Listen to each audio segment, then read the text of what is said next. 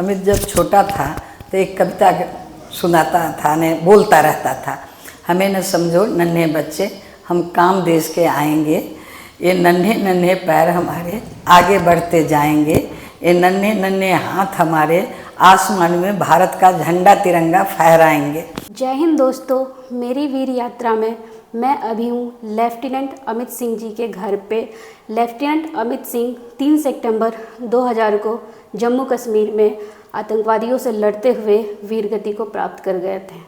अभी हमारे साथ हैं उनकी वीर माता श्रीमती विमला जी। तो अभी हम लेफ्टिनेंट अमित सिंह के बारे में, जीवन के बारे में उनकी माता से जानेंगे। तो सबसे पहले आंटी मेरा प्रणाम आपको। और आंटी आप हमें सर के बारे में बताइए, वो आप तो बेटे थे, तो उनका पहले जन्म के बारे में बताइए, फिर उनके बचपन के बारे में। उसका जन्म 28 मई 79 में हुआ था। अच्छा। और बचपन से 2 लड़की के बाद लड़का हुआ। खुशियाँ का माहौल सबके घर में रहती है, खुशी का माहौल था, अच्छे से रहा। बहुत अच्छा लड़का, बहुत ही अच्छा सुशील स्वभाव का, सबको रिस्पेक्ट करना, यानी अपने बड़े भाई बहन जो भी परिवार के लोग होते हैं बड़े अच्छे। बचपन में खेलता कूदता ज़िंदगी गुजरा। जब पढ़ाई के लाइन में आया तो अच्छे से पढ़ना, यानी सारी बिहेवियर से बहुत ही अच्छा, हर एक आदमी को क्वेश्चन करना, अपने बड़े के साथ हर हमेशा उसकी दोस्ती बनी रहती थी।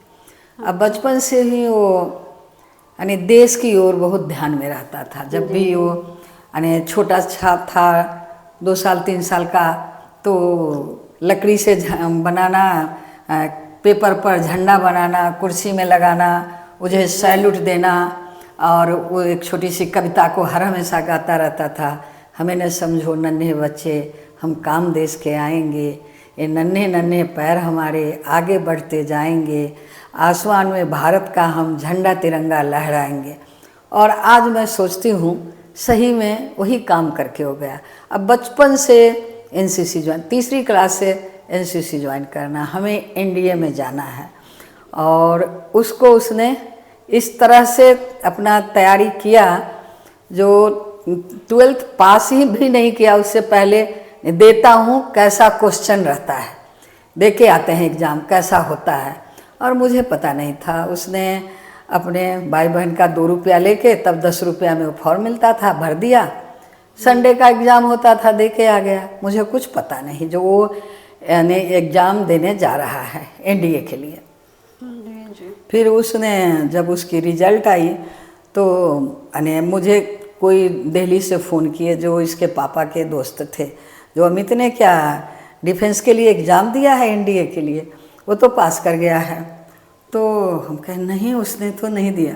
तुम्हारी बेटी रूम से निकल के आई और कही हाँ मम्मी वो दिया था तो टेस्ट के लिए। हम कहे हैं 12 किया ही नहीं अभी, उसका तो टेस्ट था। नहीं, वो दे के आया था, देखते हैं कैसा क्वेश्चन है।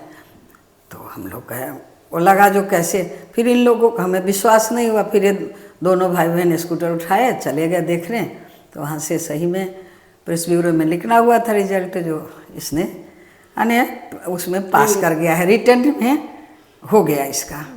अब सवाल आया इसका, जब दूसरा टर्म था फिजिकल, इसका जो इंटरव्यू होती है उसका, तो इसका बोर्ड का एग्ज़ाम अब ये कैसे देता, 12th का एग्ज़ाम था। और उसी समय आ गई जो आप 3 मार्च से आपका वो फिजिकल एग्जाम।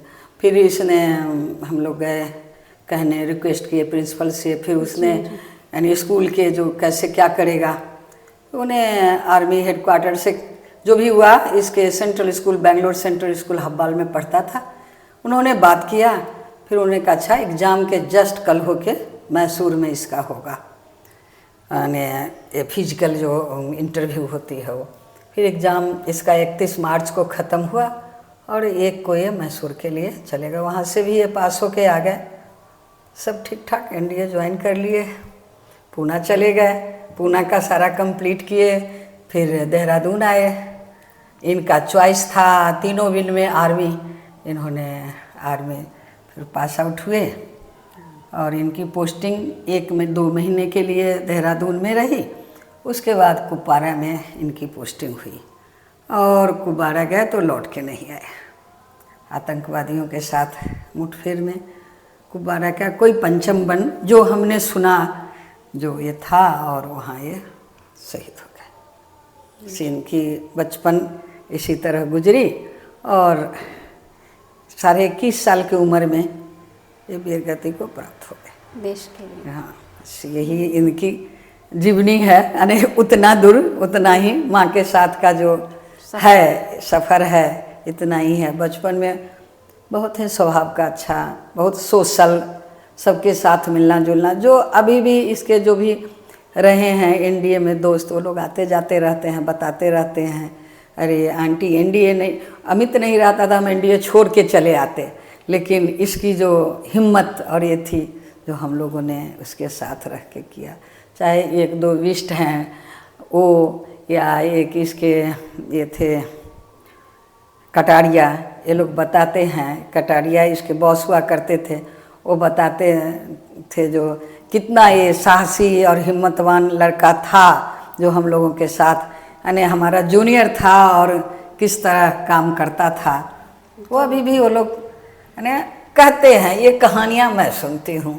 और अच्छा, वो जब छोटे थे तो वो आर्मी में जाने का उनका कब से मन हुआ? 3री क्लास से।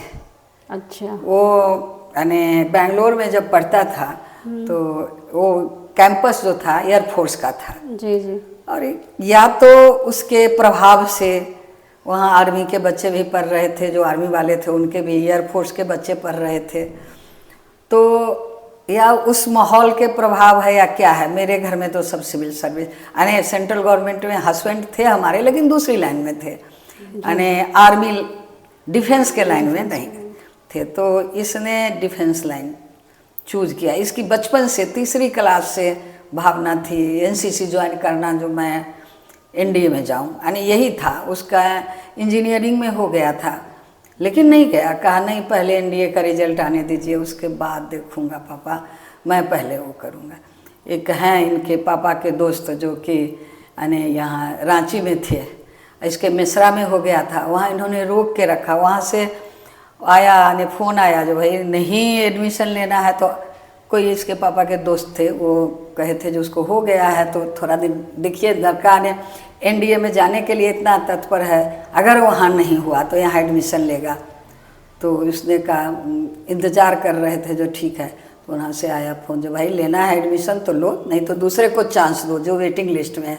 फिर तब तक इसका एनडीए का आ गया सिलेक्शन और ये वहाँ चले गए। उसको छोड़ के उसके कहें अगर हमको एनडीए में नहीं तो नेवी में दूंगा, और मैं किसी नेवी में नहीं होगा तब देखूँगा। हाँ, डिफेंस का इसको बहुत ज़्यादा था, जो कि हमारे परिवार में कोई अभी तक कोई नहीं था। अच्छा, ये जब अमित सर जब छुट्टियों में घर आते थे, जब वो एनडीए में गए थे, 3 साल का तो उनका एनडीए रहा होगा। हाँ। तो वो आप लोगों के साथ कैसा वक्त बिताते थे, क्या क्या मतलब बहुत बताते? ही मिलजुल के, मुझे बहुत कुछ कम बताता था।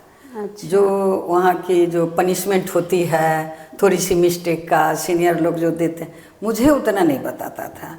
एक हमारी लड़की का, बड़ी लड़की के जो क्लासमेट था वो एयरफोर्स में था, वो थोड़ा बहुत बता जाता था जो एनडीए में आंटी वहाँ बेंगलोर में पोस्टिंग था, तो बताता था जो सज़ा होती है ऐसे होती। तो मैं इससे पूछती थी, नहीं मम्मी ऐसा नहीं, वो भैया बदमाश रहे होंगे, मैं नहीं करता। लेकिन सज़ा वगैरह की बात मुझे नहीं बताता था, क्योंकि ये शायद मेरा मन जानता हो जो कहूँ छोड़ दे, क्या ये ऐसा कहीं हो सकता है, ये इस चीज़ को सोचता था। लेकिन बहनों से शेयर करता था, जो कि बहन बाद में बताती है जो होता है, लेकिन थ्रिल लाइफ है। इसका कहना था जो लाइफ थ्रिल है, मज़ा आता है, इस टाइप का कोई बात नहीं, ये सब अच्छा लगता है। ऐसा या तो सांत्वना देता था, कष्ट तो था, ये मैं बाद में भी जानी जो वहाँ बहुत कष्ट होते हैं, लेकिन जो जिस टाइप का बच्चा था जो अपना वो व्यक्त नहीं करता था, जो उसे झेलना है झेल रहा था, दूसरे के यानी माँ बाप को ये बात ना बताएं हम खुश हैं, इस टाइप का वो कभी दुख होके नहीं बताता था। कहता था वही तो बॉर्डर पर ही पोस्टिंग तो अच्छी लाइफ होती है, क्या दिल्ली में आके लोगों को होता है, कुछ नहीं, इस तरह की उसकी कहानी थी। अमित सर अंतिम बार कब आए हुए थे अपने छुट्टियों में घर? छुट्टियों में जब वो देहरादून में पोस्टिंग था तो 2 दिन के लिए रिक्वेस्ट करके आया था, क्योंकि उसकी मूव होने वाली थी वही कुपवारा। मैं मास्को जाने वाली थी, मेरी बड़ी बेटी फैमिली वे में थी तो मुझे जाना था। तो हमारा मैरिज डेट था 9 जुलाई को, वो देहरादून से घर आया। अब 12 जुलाई को चला गया, यानी देहरादून चला गया। अब मुझे कहा मम्मी फ़ोन नहीं कीजिएगा क्योंकि मेरी टोलिया मूव करेगी, इसलिए फ़ोन नहीं मिलेगा आपको, 1 दिन बाद मैं चला जाऊंगा। तो मैं फ़ोन नहीं, जब वहाँ पहुँच जाऊंगा तो मैं आपको फ़ोन करूंगा। लेकिन फ़ोन तो मैं मास्को चली गई, इनका फ़ोन आता था, कभी बहुत दूर आके नीचे आके इनको करना पड़ता था। उस समय तो सुविधा इतनी थी नहीं, लाइन से बात करना तो मैं तो बाहर चली गई तो इनको होता नहीं था बात, केवल छोटी बहन से थोड़ा बहुत बात होती थी।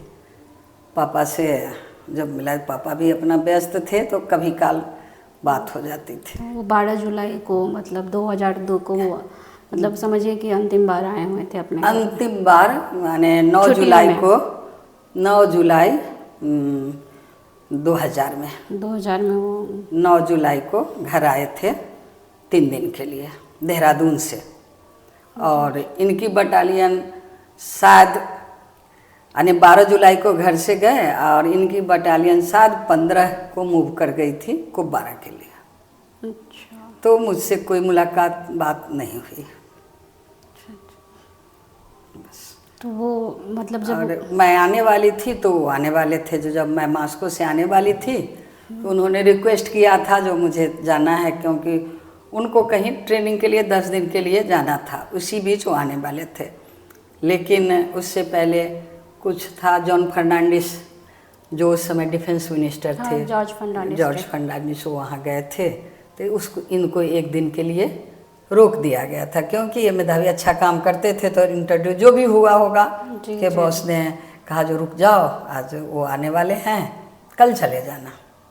लेकिन कल आया नहीं, ये उसी दिन कोई आतंकी हल्ला हो गया। उसी समय वो लोग जो उन्होंने यानी हेलीकॉप्टर पर बैठाया, उधर हल्ला हो गया। इनको यानी ये लोग चाय पी रहे थे, जाने के बाद मिनिस्टर को विदाई के बाद उसी समय हुआ, इनको ऑर्डर मिला, गए तो लौट के नहीं आए। इनके बाद मैं आई। आंटी, आपने अपना 21 साल का बेटा देश को मतलब बलिदान दे दिया, और अभी जो देश में जो गतिविधियां हो रही है मतलब आर्मी के अगेंस्ट ऐसे करके बहुत चीज़ें हो रही है, तो उसके बारे में अभी के युवाओं को आप क्या कहना चाहते हैं? क्योंकि आर्मी पे कहीं ना कहीं बॉर्डर पे वो आर्मी है, इसलिए हम लोग अपने घरों में सेफ हैं। हाँ। लेकिन मुझे नहीं लगता है कि आर्मी में मैं तो अभी भी प्रोत्साहन देती हूँ, कहती हूँ, लेकिन ये भी कहती हूँ जो मेरे कहने से नहीं, इस तरह से करो जो कि हमारा न किसी रूप में जो हम अपने देश के लिए कुछ करें। देश हमारा है, या आर्मी हो या कोई और सोर्स से आप देश के लिए कुछ करना चाहते हो, उस रूप से करो। आर्मी तो हमारी है ही, आर्मी अगर आगे नहीं रहे तो हम लोग तो रहेंगे नहीं। देश के बच्चे को तो है जो भाई किसी तरह से हमें, अगर हमारे प्राइम मिनिस्टर हैं तो वो भी देश के लिए कुछ कर रहे हैं, एक नहीं तो इसी तरह आप भी। आर्मी तो है ही, वो कितने कष्ट झेलते हैं, वो तो जब हमारा बेटा वहाँ गया तब मुझे समझ में आया, जब वहाँ की कहानी सुनी तब समझ में आया, जब वो जगह देखने गई हूँ तब समझ में आया जो किस जंगल में सब रहते हैं, किस तरह अननोन रहते हैं, कैसा वो घर होता है, उतनी ठंडी होती है। तो उस तरह ये लोग जो श्रीनगर या उधर जो झेलते हैं जम्मू कश्मीर एरिया को या और बॉर्डर प्लेस को, तो किस तरह का जगह होता है वो तो अब पता चल रहा है, कितना कष्टदायक होता है उन लोगों का। हम लोग कितना अच्छे से अपने घर में सोते हैं जी। इन्हीं लोग के। आंटी, आप ऐसा कुछ है जो उनके बचपन के बारे में आप बार बार आपको याद आती हो? अगर आप कुछ याद आती है हर एक बात, जैसे नहीं पढ़ना चाहता, आप पढ़ने कहते थे, नहीं मम्मी आपका अभी हाथ पैर दबा देते हैं, अभी आपका सर दबा देते हैं, तो पढ़ो, पढ़ो तो तुम कुछ बनोगे तो हमारा ये करो। अरे मम्मी तब तो हमारी वाइफ मेरे साथ रहेगी, आप थोड़े रहेंगे, इसलिए अभी आपका सेवा कर देते। ये सब छोटी मोटी बातें जो बचपन की होती है, मेरे साथ रहना खेलना। अभी भी बड़ा हो गया फिर भी जब एनडीए से आता था मेरे साथ सोना, मुझे करना, बहन लोग को कहना ये लोग तो चली जाएगी, मैं आपके साथ रहूँ। अब वो लोग साथ हैं ये नहीं हैं, लेकिन हर हमेशा यही कहता था जो ये लोग तो ससुराल जाएगी मम्मी, अब मैं तो आर्मी में हूँ, मेरी बीवी तो यहीं रहेगी आपकी सेवा में। तो इस तरह, लेकिन ईश्वर का जो लिखा होता है। एक माँ हूँ, अभी भी सोचती हूँ कि कहीं ना कहीं रहता, दूर रहता हमसे, कहीं पोस्टिंग रहता, कहीं न कभी तो आता, कभी तो त्यौहार में आता, लेकिन नहीं है, संतुष्ट है ये इसने कुछ किया अपने देश के लिए, इसका जो इच्छा, इसकी इच्छा जो पूरी हुई वो मुझे गर्व है। ये जिस पथ को पर जाना चाहता था उसके लिए जो किया। जैसे मैं कही, अरे मम्मी आप सोचते हैं एक बेटा है आर्मी में जाएगा तो कुछ हो न जाए, अरे ऐसा नहीं होता मम्मी। वो अंकल जिस अंकल को जानता था, 4 का नाम गिना देता था, वो रिटायर हैं। अब देखिए रोड पर चलते हुए 31 तारीख को इतने बच्चे एक्सीडेंट हो गए, चले गए। वो कौन सा आर्मी में थे? रहना जीना होगा, रहेंगे, नहीं तो तिरंगा में लिपट के जाऊंगा। वो आज भी मैं कहती हूँ, ये जो अगर एक अंकल को इसने कहा था, अंकल अगर जाएंगे तो तिरंगा में लिपट के जाएंगे, वो कम ही लोग जाते हैं, और रहना होगा तो रहूँगा, इसमें क्या है। तो यही है, उसकी ये शब्द झकझोरती है, उस संतुष्ट भी होती है। इसी के काम को लेकर के मैं आगे बढ़ रही हूँ। जो बेटा में कहा था, जो देश के लिए किसी न किसी रूप से देश के लिए कुछ करना है, उस रूप से मैं अभी जो कार्य करती हूँ कर रही हूँ। अच्छा, अंतिम मैं ये जानना चाहूँगी, 3 सितंबर 2000 से पहले आप एक नॉर्मल माता थी, मतलब एक हाउसवाइफ थी, किसी की माता थी, पर 3 सितंबर 2002 के बाद आप एक मतलब वीर माता बन गई। तो आपके जीवन में मतलब आप कैसा फील करती हैं? क्या आप नहीं, एक और तो फील होती है, ऐसे कैसे नहीं फील होगा। बेटा था चला गया, आगे फैमिली एक ही लड़का था, दूसरा रहता सोचता मेरा खानदान बढ़े, मेरा ये हो, लेकिन वो नहीं है। लेकिन एक वीर माता के लिए मेरे बेटा ने कुछ किया, मेरा नाम दिया। कोई कहता है अमित की माँ है, मुझे गर्व होता है। अगर इसके बटालियन में जाती हूँ तो सैल्यूट करता है, वो मुझे गर्व होता है। सारे इसके दोस्त आते हैं, आंटी आंटी लिपट जाते हैं, मैं भी बेटा हूँ आपका, मैं भी बेटा हूँ, अमित ने इस तरह रखा, अमित ने ऐसा, अमित ऐसा, तो गर्व होता है। ये भी है, दोनों पक्ष में अपना अपना है। लेकिन एक माँ, वीर माता की माँ कहलाती हूँ, वो गर्व, मुझे गर्व होता है हमारे अपने बेटे पर, जो इतना कम उम्र में मेरा बेटा अपना नाम तो स्वर्ण अक्षर में कर ही गया है। कोई बात नहीं, बस एक माँ का यही है, चलो कुछ न कुछ तो मैं बेटे के नाम से जानी जाती हूँ। चलिए आंटी, ठीक है, आपका बहुत बहुत धन्यवाद। आपने शहीद लेफ्टिनेंट अमित सिंह के बारे में हमें इतनी अच्छी जानकारी दी, जिन्होंने देश के लिए सर्वोच्च बलिदान दिया। आपका बहुत बहुत धन्यवाद।